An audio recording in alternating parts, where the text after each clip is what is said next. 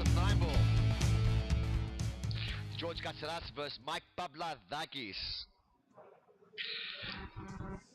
Good evening, ladies and gentlemen. Barry the Mule Mavros here. Hi, everybody, and welcome to another featured match on our channel. Tonight we're featuring a guy called George Katsaras. He's the dazzling young man in the white shirt, and on the right, well, actually they're both wearing white shirts. The guy with the black cap right now, as you can see on the right hand side, is Mike Pavladakis, my very, very good friend and co-commentator on this channel very shortly. And the guy that's playing right now is George Katsaras. George Katsaras is a young man, 26 years of age. He plays with a lovely Predator Icon cue, real nice cue. And he has a very European, what I like to call European style and approach to game. Very methodical player. And as you'll see from his stance, he has a set rhythm, and he plays all the top European players at the moment tend to look like that. He's what you call a copy-paste of what we expect a pool player to look like when he's shooting.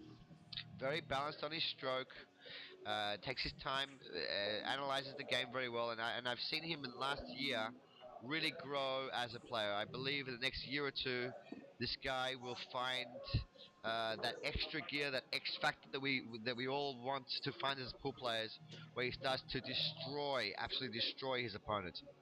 He has a talent that is lying dormant, but he's been fondling now for a while, and I believe he's slowly getting there. Not slowly, quickly getting there.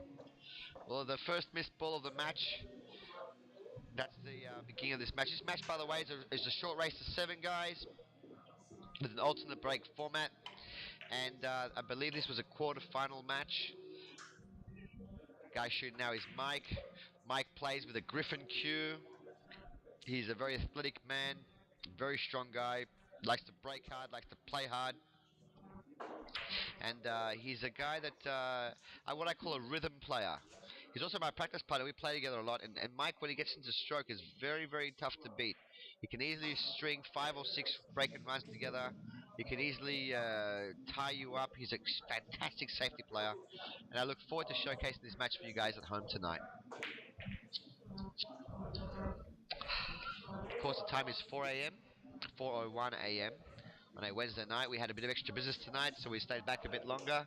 And I was itching to close the club so I could do some commentary.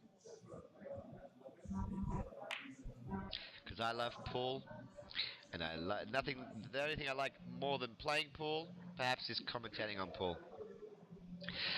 Well, Mike did miss the ball, but he gave us what we call a Pavladakis special, a Mike P special. Mike has a tendency when he misses a ball to go safe. Kind of like an Australian player that I know, what we call a Reljic special. David Reljic in Australia, whatever. Oh, what a shot there from George. George playing a lovely kick safe there, saying, you know what, you might have fluked a safe on me, but this is my return. Yeah, David Reljic in Australia, a fantastic player from Australia. Very good guy as well. We used to make fun of him in Australia because he, when he missed a ball, he'd go safe many times, but that wasn't. The reason why we say that was because the guy was so bloody good. If he ever did fluke a ball or fluke a safe, it would cost you at least 1 rack, maybe 2 or 3. So this is a race to 7 with an alternate break format. The equipment playing on tonight is the Dynamic 2 Olympic tables. They're extremely difficult tables to play on. They're 4 and 3/8 inch pockets. You need to play the ball very cleanly to go into the hole, or it will spit it out. And I do believe that playing on tables such as these improve your game immensely. If you can learn to play on a table like this, you can play on almost any table around the world, provided, of course, it's level. And the first rack is almost over. As they say, the first and last racks are the 2 hardest racks to win, and George has already pocketed the first rack.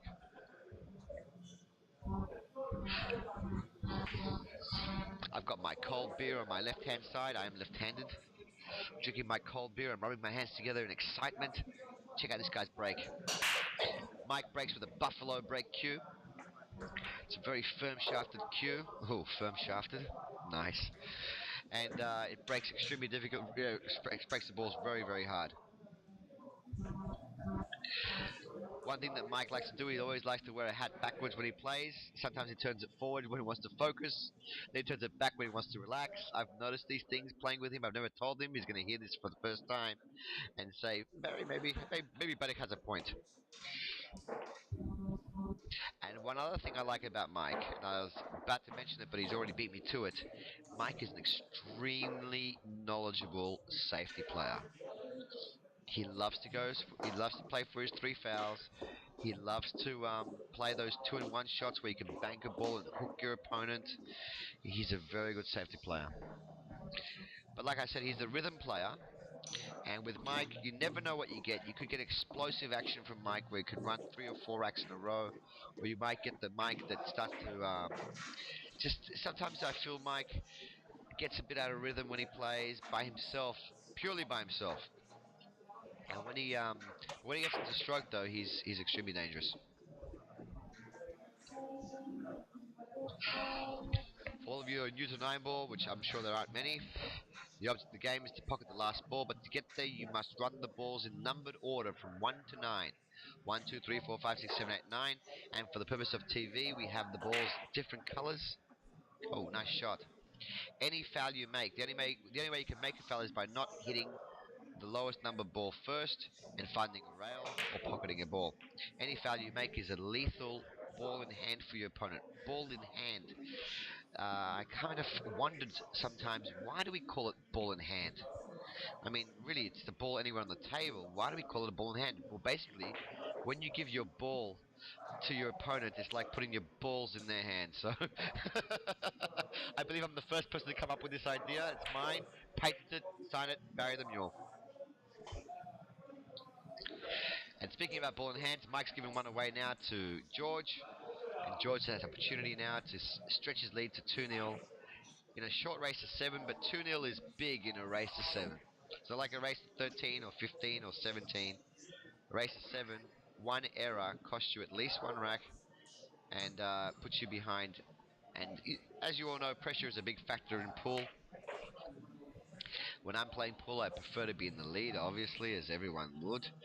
Um, Especially in a short race to 3. As the races get shorter, it's so important to win those racks.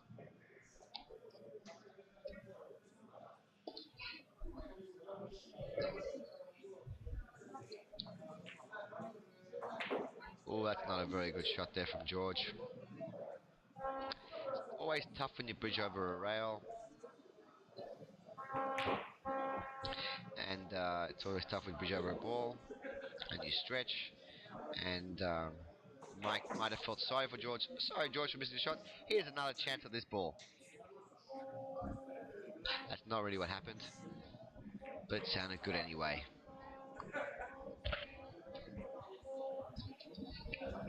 I've played both these guys a few times in my... Well, I've played George a few times in my club. And I've played Mike almost daily in my club. I really do enjoy playing Mike, because Mike loves to play pool. He loves the competition. Mike is also a very, very good bowler. He's a karate expert. He has a 3-dan in karate. He was an athlete at school, sponsored by Nike. He was a runner, long distance jumper. He's a very athletic guy. I don't know why I was talking about this. I just wanted to say that Mike is just awesome.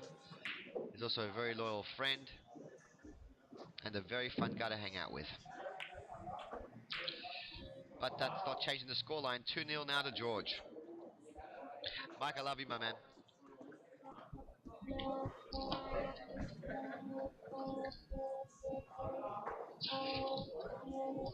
George, of course, breaks off with that. I believe he has a BK2, which, in my opinion, is the very best break cue on the market. Predator BK2 break cues are so good. They hit the ball very, very hard. But in all fairness, for the break, I prefer the fact that they control the white ball very well.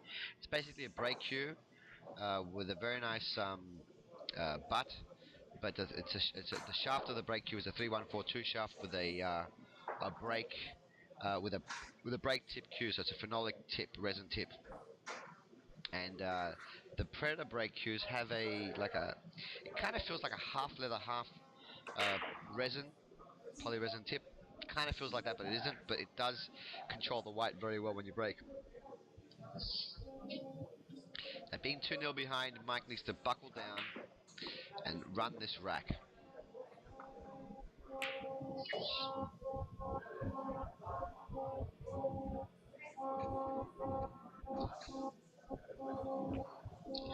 Now Mike's hat at the moment is turned back, so that shows to me he's relaxed.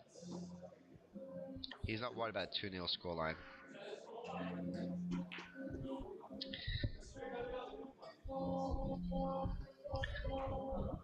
Tough shot here for Mike. He's going to cut this ball down the rail. Oh, and he cinched it. Well, I don't like cinching the balls like that. I feel when you play a ball down the rail with a bit more pace, it goes in better than just trying to roll it like that. Because you get to squeeze the rail, the cushion, and the ball just goes down easier. These are easy pickings now for George. And I don't see a reason why it shouldn't be 3-0. It's basically Mike's made one poor safety error, a couple missed balls, and he's 3-0 down. That's about fair. And he doesn't want him to shoot this. He knows he's out. Mike once gave me 7 balls. 7 balls. I was on the 3, and he said, "It's okay, man, you don't have to shoot him." I'm like, "What?" It's like, look at the table. The table's all stop shots. I'm like, dude, it's 7 balls on the table. Something could go wrong. I could miscue. I might miss a positional shot. No, take him. And then he beat me in the set because that time when he gave me the balls, it really put me off. No one's ever given me 7 balls before. I have seen one guy though, Andrew Gapsas, Andrew Yorio. He gave a guy after the guy broke and made 1 ball. He gave the guy the rack, the very first rack in the match, and the guy was freaking out like, "Why is he giving me 9 balls for 8 balls for?" And then of course Andrew beat the guy 9-1. Sometimes people give balls away. They don't want their opponent to shoot the balls. They don't want them to get into stroke, and they just want to get on with the next rack because the odds are they're going to get out and they're going to feel good by pocketing the last 2-3 balls. They don't want them to play it, so they say, "Don't worry about it. Don't shoot it. Just continue."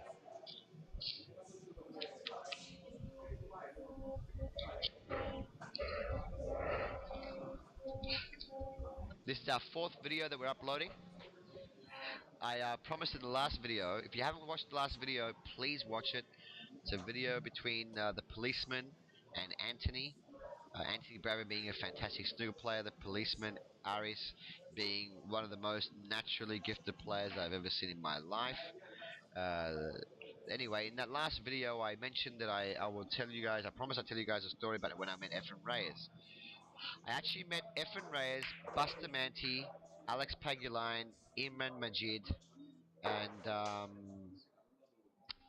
Tony Drago, and a couple of other players. I don't remember their names right now. Ramil Galigo. I met them all in Vegas about 4 or 5 years ago. And I was sitting on a table. This is me. This is me coming from Australia. It was before I was really into pool. I didn't really know much about Efren. I knew a lot about Bustamante. And I wanted to play cards. I was at the Riviera Casino. They were there for the BCA tournament in America. And I was there for the VNEA tournament. And a spot opened up, and I sat right next to between Efren Reyes and Bustamante. Now I knew who Bustamante was.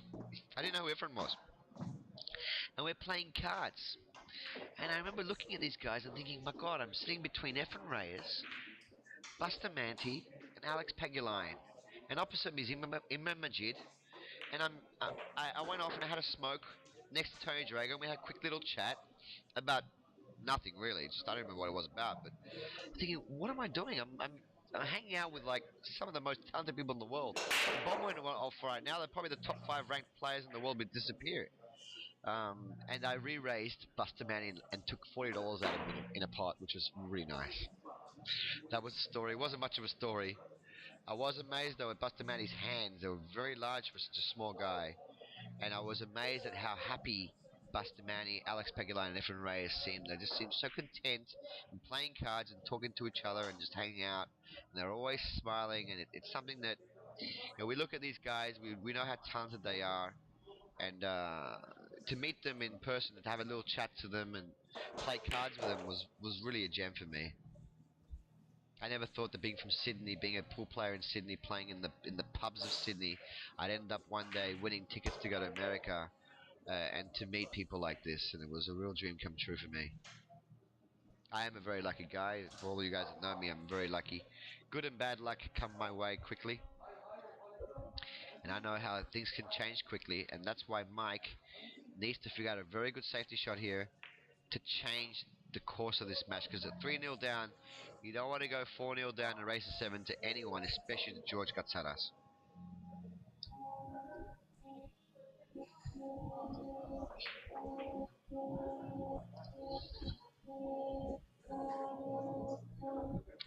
I don't know if George is lining up the 9 here. That's a very difficult combination. He did. But he played it as a 2-in-1 shot, so he knew if he'd miss, he was going more for the safety, I think. And lining up the 9 anyway in case he made it. And it's time to see Mike's safety play. Or his banking abilities. Banks are closed. It must be a Sunday. Which it was, actually.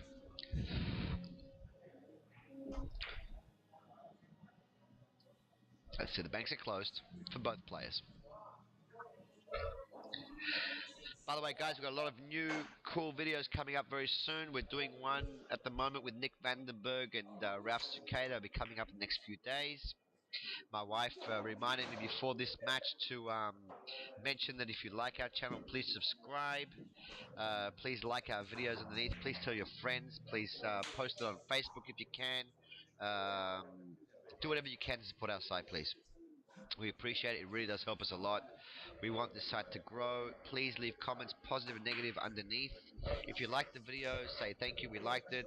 If you didn't like the videos, tell us why you didn't like it. Any ideas you have to improve our video. We have had some good criticism recently. We're working on some of the stuff we've heard. We're changing a few things shortly. But if any ideas you have, whether it's big or small, let us know, please. We do appreciate it.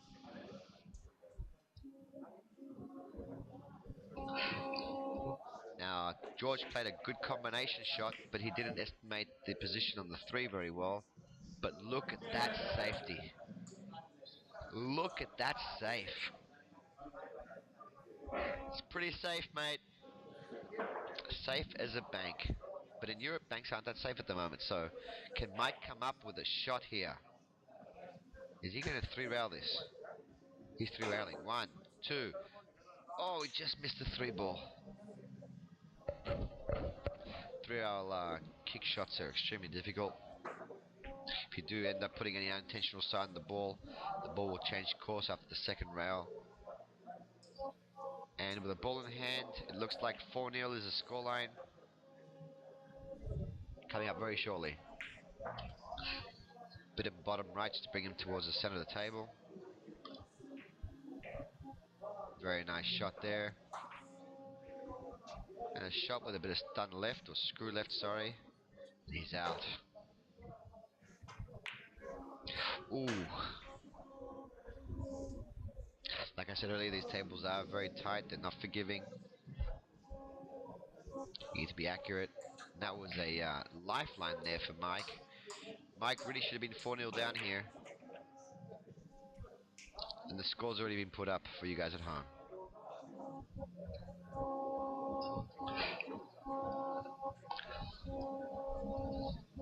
I spoke to Mike a couple of days ago, and we've got some nice videos we're going to do together about hustling your opponents. That'll be coming up soon. Mike is also a very good actor. He's funny, and he's. When I first met him, he doesn't know this, but I spoke to a few friends of mine. I said, when I first met Mike, I said to my wife, I met a guy who's a mutant pool player slash bowler. But also, I said to my wife, he kind of reminds me of Jerry Lewis, a young Jerry Lewis. He's so funny. On the pool table, of course, he's serious.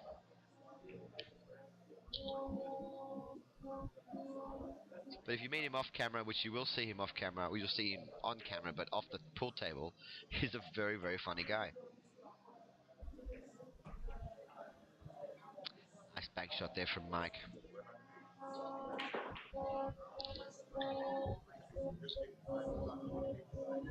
Needs a very good positional shot here. He's played that well. Just dribble this ball in and he's on the 6 in the middle. Oh, it's even better. Why dribble it when you can play it with power?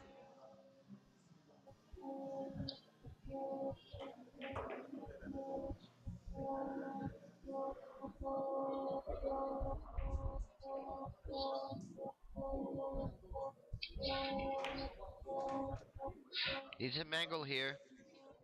Does not want to be straight in this ball. He's got some angle.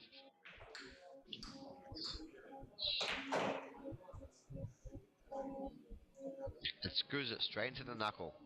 Wow. Oh,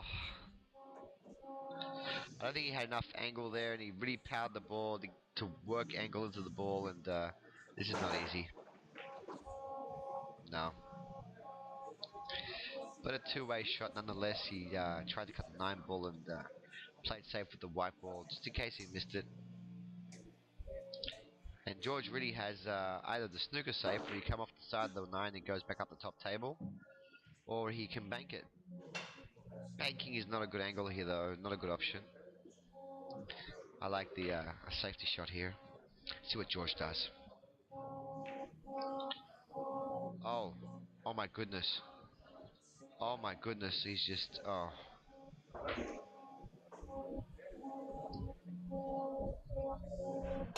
We've all done that. We've all tried to play safe and, left the ball in left the 9 ball, the game ball in the hole. We've all done that at some point in our lives.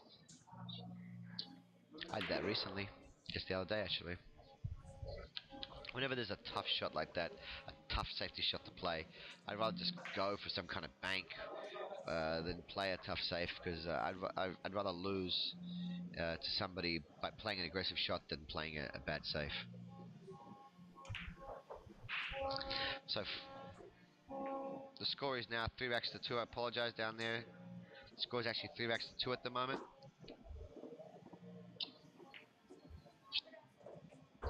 In favor of George.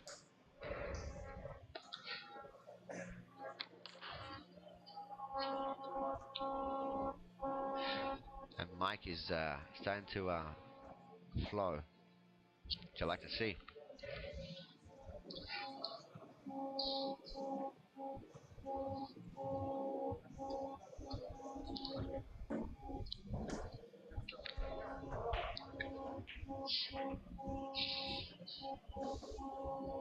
Oh, he's hooked himself behind the 9.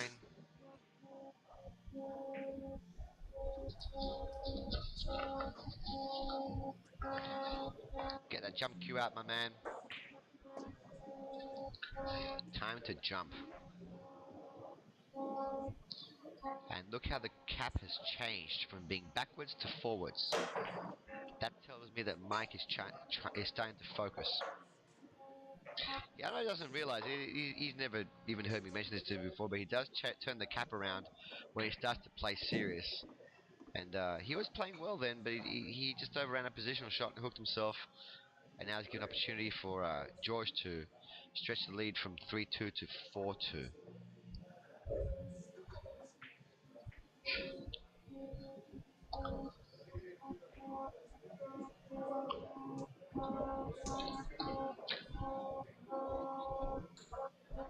We had a very long day today at the Billiards Bar. We had our Wednesday free coaching from 6 to 8, where we had 6 tables, 9 people practicing on the table and me coaching them. Takes a lot out of me, so I might be a bit flat tonight, guys, my commentary. I do want to do 1 or 2 commentaries a night, but tonight this will be the only match I do.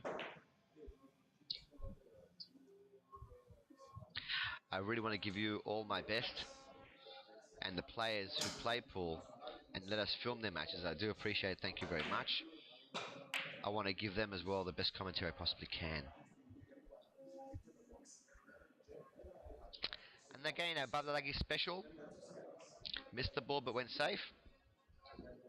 George has a nice safety shot here with the right hand side. Beautiful shot. He plays that shot so well. May appear like a simple shot. It's easy to overrun the ball. It's easy to hit the wrong part 7. That's a shot though, it's standard safety shot you see a lot of times in 9-ball. Highly recommend anybody out there who wants to improve their game to practice at least a couple of hours a week their safety shots. Oh, and another Bud Lucky special: jump, kick, and position. Although he is very thin on this black, I believe he can cut this in, being right-handed. And oh my goodness, I thought he scratched there for a moment. These are not the kind of 9s you want to put away when you're training through Axis 2 in a race of 7. It's not the kind of 9s you want to put away, period. But you got to buckle down and pot it. And it just hit the right hand knuckle, and oh, he's not even going to let him shoot that. He's upset with himself there.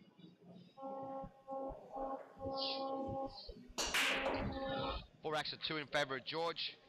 Mike with the big break. He's not using the plastic magic rack, he's just racking them by hand. Oh no, he's using it. Sorry. And now opts for a push out.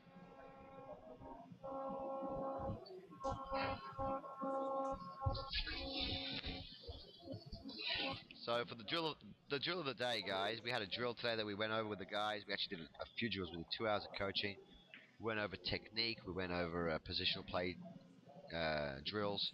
But the drill of the day, of course, was the wagon wheel. If you all know that at home, or you can Google it, wagon wheel. There's some lovely YouTube videos by Force Follow where he talks about the wagon wheel. It's an excellent positional drill. You can do it home or at your local club. It's very simple to set up. It will take you about half an hour to really play through, and I recommend completing it 3 times. If you do it once a week, you'll find an immense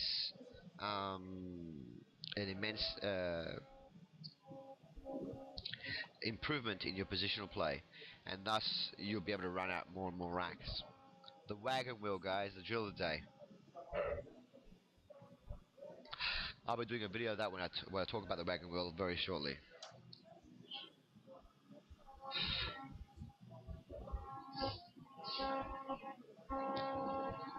Very long bridge here from George. He's playing a safety shot. Does he get the 3 behind the 6? Nice speed control from George. And a 1 kick escape coming up from Mike. And another Mike special, but this time it's not to his advantage. He is solidly hooked behind the 4. He's swerving the white ball around the 4, clipping the edge, and playing safe. Oh, nice. Nice shot from Mike.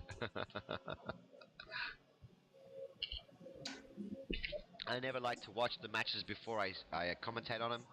I don't even like to know the outcomes of the matches. I like to watch them off the bat and commentate straight away.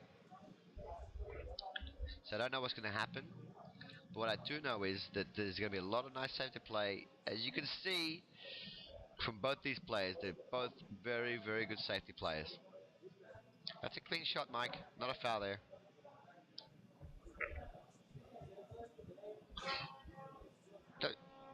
Oh, what happened there? Was it a foul? I don't know. I don't think that was a foul. I'm going to have to put this match back later on and watch it again.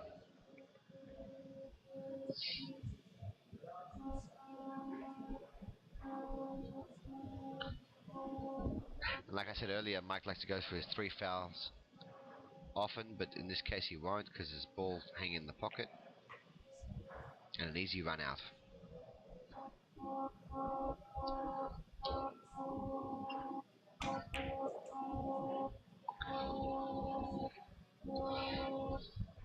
Pool. I'd like to see some of your comments underneath about your experiences with pool. I mean, I was asked earlier tonight by one of my students. He said to me, Barry, how did you get into pool? When did you first fall in love with pool? And I'd love to see some comments underneath. Why do you guys at home like to play pool? What was your first experience? For me, it was something magical that happened with pool. I was 8 years old. and I was at a christening in Sydney, and it was absolutely bloody boring. And at 8 years old, I snuck away from the main theatre room, the main hall, and I made my way up some stairways in the dark, and I found the room that was closed with a snooker table in there. I was only 8, so I was short. Nice mic, and I put my hand and I ran it around the cloth, and I felt this beautiful green cloth, and I saw the ball, the holes and where the balls would drop.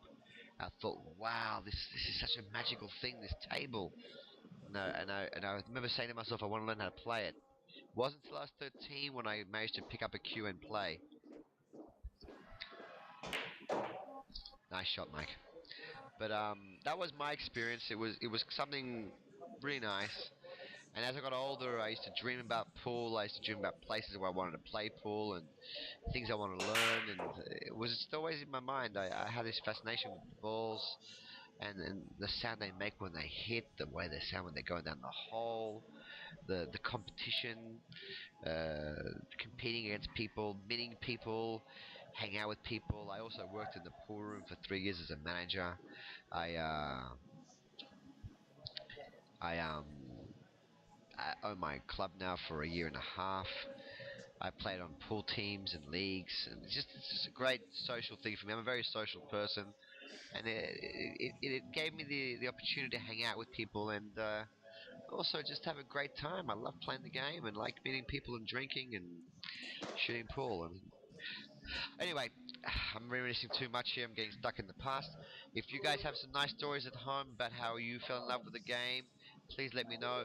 No sexual stories, please. I mean, I'm tired of hearing people about, oh, I'd like to have sex at the pool table. I don't want to hear about that stuff like that, guys, because I've been there, done that. Pool table's very hard, actually, and kind of cold. So, nothing beats a nice warm bed.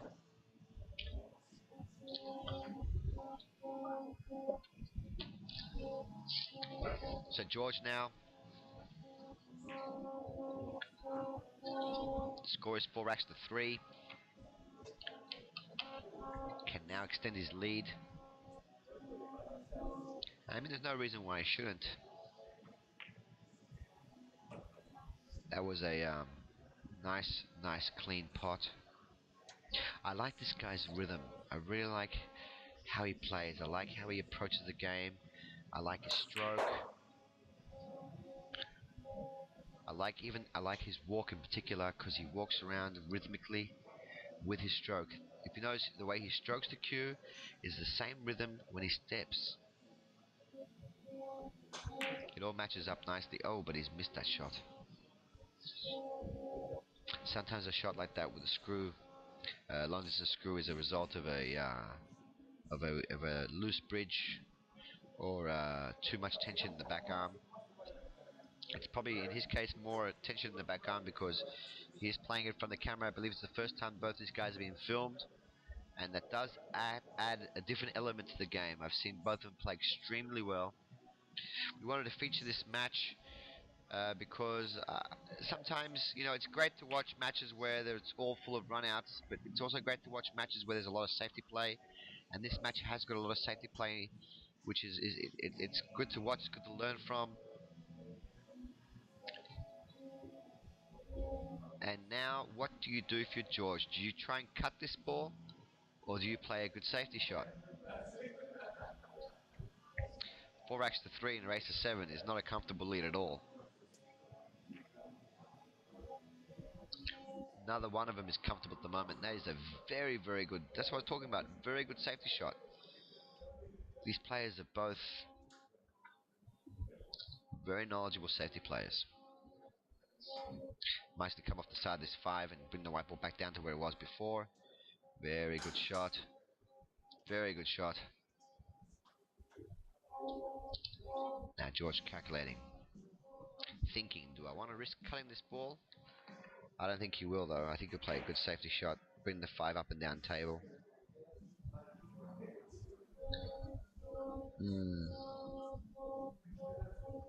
What will George do next?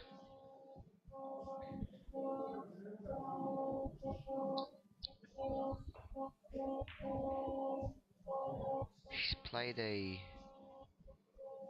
Oh, he's not happy with that result. No, not at all. That's not a good shot.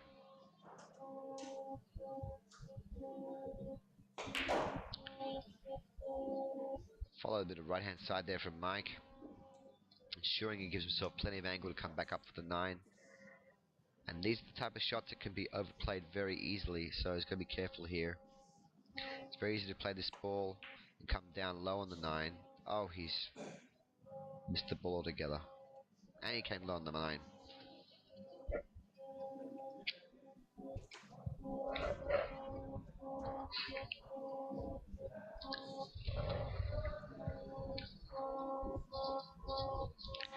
So George here, he's got some shot in the 6, but it's not an easy shot, not by any means. Because even if he makes a 6, he's got a good chance of scratching the white ball in the right hand corner. He may elect to go for this, depends on how he feels. Because if he does make this ball and avoids the scratch, he will get on the 9. But I mean, surely he's going to play safe here.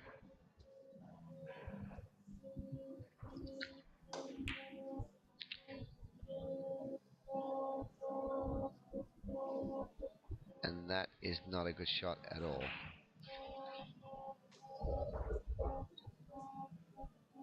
Was a safety shot there, but it wasn't what he wanted.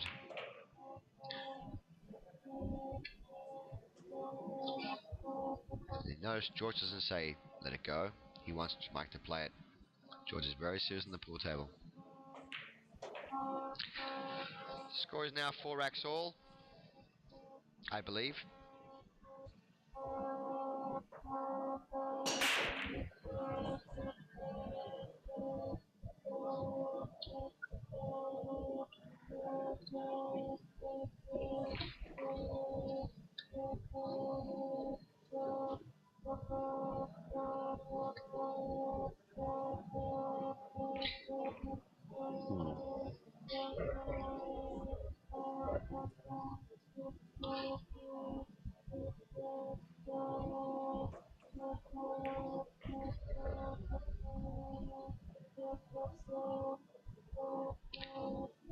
Sometimes when I commentate, I like to go with the ebb and flow of the match. And I feel that this point here, Mike breaking off and clearing the table. So Mike breaking off and playing a good safety shot, giving him a chance to get a ball in the hand. But that 2 ball's too close to the pocket to, yeah, exactly. 2 being there, it's an easy kick shot for someone like George. Giving opportunity here to get himself back because he's lost 2 or 3 frames in a row now. He really needs to respond here by putting these balls away. Tough shot on the 3, made it look easy. Just rolled it in. George is so good at playing shots like that. Natural angle, with the slow roll. Slow rolling a ball is actually harder than thumping a ball in many circumstances. And I believe that one of the best players I've ever seen who roll balls slow is Corey Jewell, American professional player. Very, very good player. One of my favorite players, actually. Corey Jewell is the best at rolling balls. He does it so precise. He plays a lot of frames just with the natural rolling the balls. And I believe if you learn how to roll the balls well, play with the precise speed, it can cut out half of your shots out of a game, cut out half of the errors that we make as pool players. So a simple stunt shot here from George on the black to get on the 9. And that's in between where he wanted to be. He wanted to be lower on that 9, cut in the middle pocket. But he should still be okay here. Bit of bottom spin to avoid the scratch. And there you go.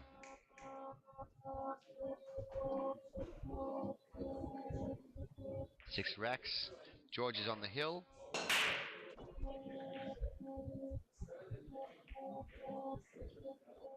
I've messed up the scores a little bit in this match. Sorry about that, guys. I can see that his coin is on number 6 there. We normally add the scores later on, and I get a bit confused sometimes, so I apologize.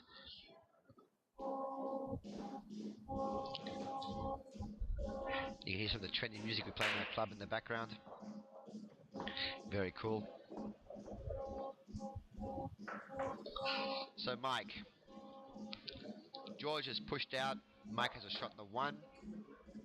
I know what Mike's going to do here. He's going to play the shot in the one and position himself to play good safety on the two ball. That's what he normally would do. Where's his hat? Is it faced forward or back? It's forward. He's serious.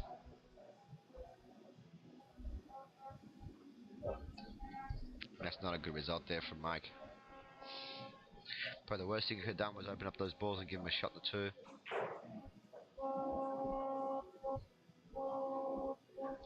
It's actually the best match I've seen both these guys play.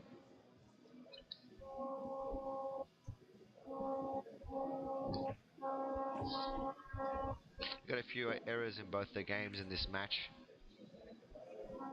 But nonetheless, like I said, it is the first time they're being filmed, and I believe as they're playing more and more tournaments and they're getting filmed more and more often, they're going to play better and better and better.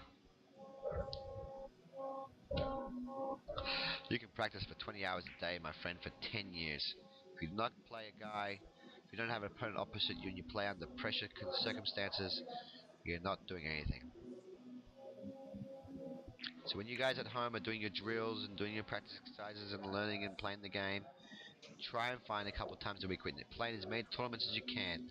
Play people if you can for the table or for a drink or for something, because that will add some kind of pressure on you to perform and will mimic, if you will, tournament conditions.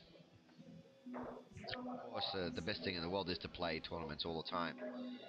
If you're from Cyprus, though, we don't actually have that many tournaments. We have 9 Pan-Cyprian tournaments a year, and we also have my fortnightly comps I hold in my club, which is a good thing to play in as well. We have a big one coming up this week, which I really want to win. And there'll be another 16 other people there who also want to win it as well.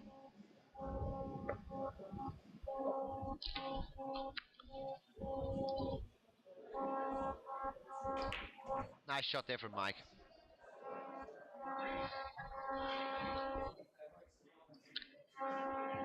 Score is 6 racks to 5.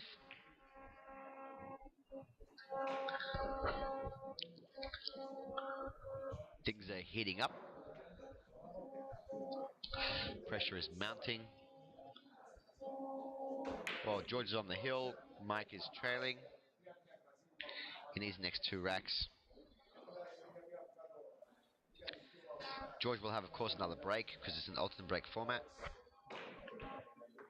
And Mike needs to make this game. There's nothing much you can do when you're trailing in an alternate break format. You can't run 3 or 4 racks together because it's alternate break format. But that's a terrible safety shot from Mike. He knows it.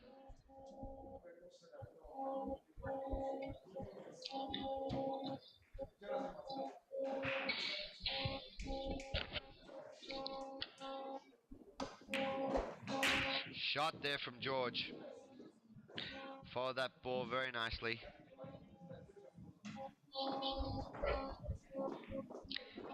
Now it's going to come off the bottom rail, position on the 3. Ooh. Nasty.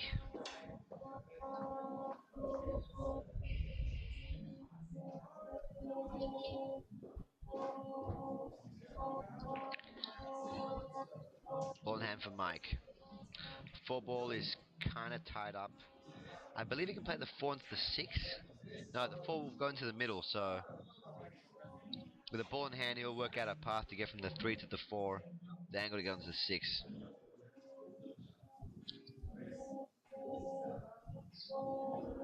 He's taking his time here.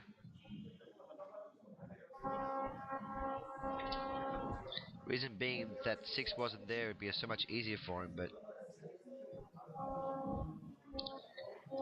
I think this is a very good choice of shots here.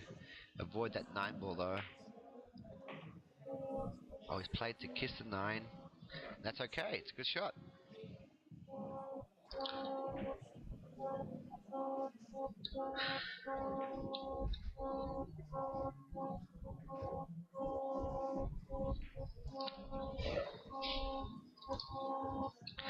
I wanted to do some interviews with the players. I want to go to one of the Euro Tours very soon and interview some of the high-ranking professional players we have over there. Your Raf Sukays, your Nick Vandenbergs, your Himario, these type of guys. So you have to wait a bit longer than I thought. I thought we were going to do it next month, but we have to wait a couple months for it to happen. So bear with us. If you're new to the channel, they're probably going to be already up. If you've been with us from the beginning, they're probably not going to be there yet. And I have some interesting questions to ask the players. If you want to add something to my questions list, please leave a comment down below. What you want me to ask Ralph Suke, Nick Vandenberg, or any other player you want me to interview. I really want to interview Jazz Milshan. I have a big crush on her. I think she's absolutely hot. I have permission with her. No, actually, she's an awesome player. I think she's a big talent. And I'd love to interview her. So if you wanted me to ask any particular questions for these guys, please leave comments down below. When it happens, I can say Joe Blow from China wanted to ask what color hair dye you put in your hair. That's an example I just came up with right now. And with this ball, I believe we're going to have a double hill match. So double hill, Mike has pulled it back from being 3-0 down. It's now 6-all. And who doesn't love a double hill match?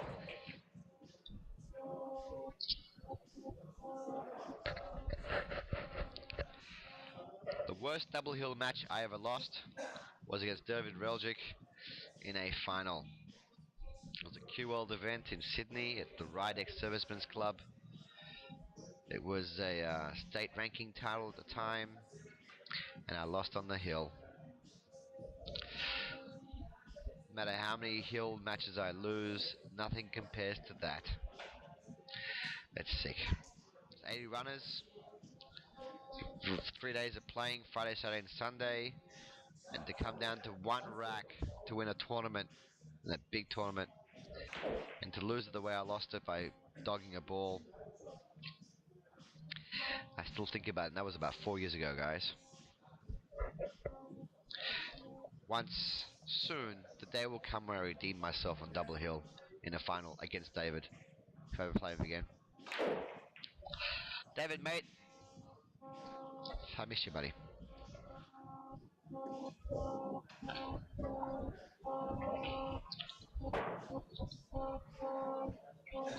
So ball in hand here for George Gataras.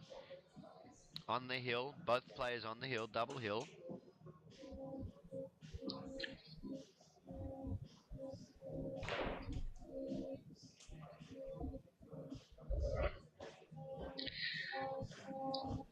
And I believe if he just does a simple stop shot and another stop shot is on the 3, they go 3 balls and they got 4 left after that. I think this is all he needs to do for the first 3 balls. Stop shot there. Brought it back a little bit. Must try to give himself angle on the 6 to get to the 7, which is the key ball in this rack. 6 to 7 is the key shot. So let's see how he plays this shot.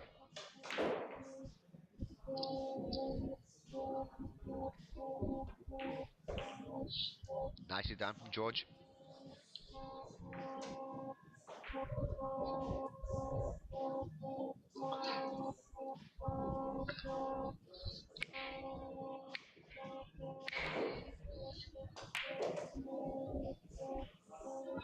And George is now 2 balls away from winning this quarterfinal.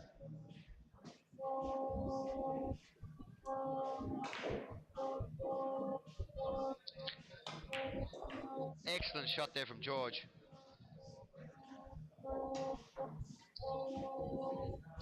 An elementary 9 now to take away this frame and match. Well done, George. Thank you to both the players for playing tonight, and thank you for you guys at home for watching. Bye for now.